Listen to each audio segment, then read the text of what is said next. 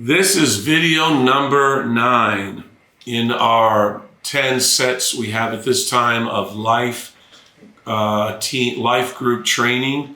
We're speaking to leaders of life groups. Thank you so much for answering the call of leadership. Let me tell you, some things never change. This was spoken 2,000 years ago by Jesus, and it's still the same today. The harvest is plenteous, but the labors are few. There is always more to do than we have people that will do it. There are many people that are following the Lord, and then there is a smaller set of people that are leaders for those sheep and for those people. The leaders will always be a few, it seems like, compared to the job that needs to be done. Don't get discouraged. Just lead where you can.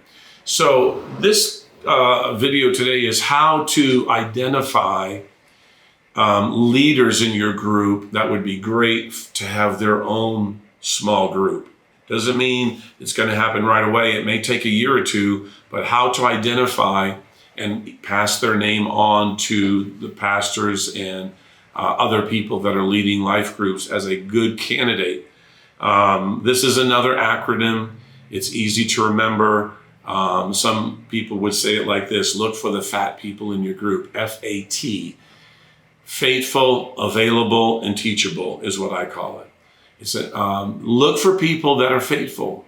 Faithful means they're jumping in, they're always volunteering, they bring energy to the group. They're faithful, very consistent. Unless they're on death's door or out of town, they don't make excuses to miss.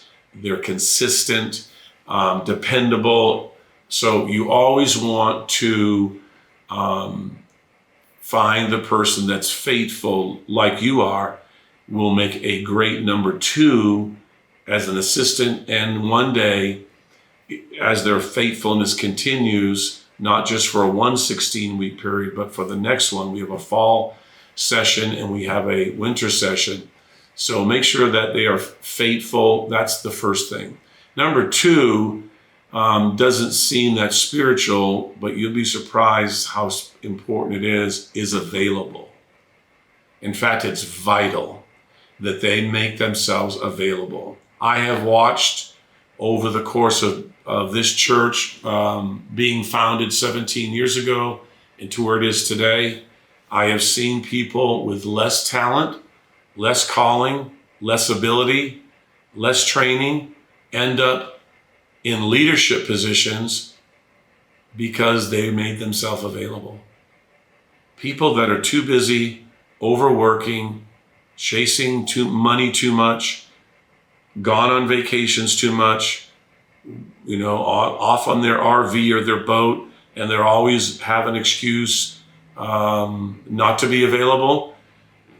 It's like God has no choice but to bypass people of more talent and find people that are available, because God will equip those that he calls. He'll equip them, and we can train people to do most anything, but we can't train people if they're not available. So great leaders, literally, no matter how busy they are, will always make time for what's important. So if godliness is important and growing the church is important to them, what we call the kingdom of God on the earth, and growing the kingdom, they will, even if they're working 60 hours a week, they'll never miss small group, or they'll never miss a Sunday morning, because they've prioritized. So look for people. When you call them, they call you back. They're available, they're reachable. They'll make time to be available for church functions and small groups. So number 1, faithful. Number 2, available. And number 3 is T, are they teachable? You can't teach somebody that already knows everything. If you've ever hired employees or tried to run a business, or you've been a supervisor, who makes the best employees? The employees that are teachable.